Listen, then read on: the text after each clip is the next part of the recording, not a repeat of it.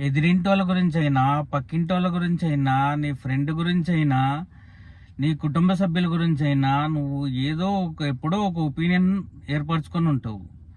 అప్పుడు నీ mental capacity ఎంత, నీ ఫిజికల్ కెపాసిటీ ఎంత, ఆ రోజు నువ్వు ఎవరితో గొడవ పడ్డావు, ఆ రోజు నీ మెంటల్ స్టేట్ ఏంటి, దాన్ని బట్టి ఆ రోజు నీకున్న సిచ్యువేషన్ నుంచి నువ్వు ఒక ఒపీనియన్ ఫామ్ చేసుకున్నావు. కానీ ఇప్పుడు నువ్వున్న పరిస్థితిని బట్టి ఇప్పుడు మళ్ళా రీథింక్ చేయాలి. కానీ ఎప్పుడో ఏర్పరచుకున్న ఒక అభిప్రాయంతో నువ్వు సచ్చేదాకా బతుకుతా అంటావు.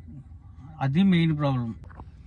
మైండ్ సోమరిపోతూ రీథింక్ చేసే కెపాసిటీ లేకనే మనం ఎప్పుడో ఏర్పరచుకున్న అభిప్రాయాలతోని మనం ఇంకా బతుకుతా ఉంటాం.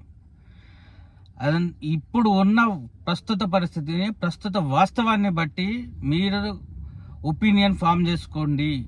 నిన్నటిది నిన్నే, ఈ రోజు ఈ రోజే.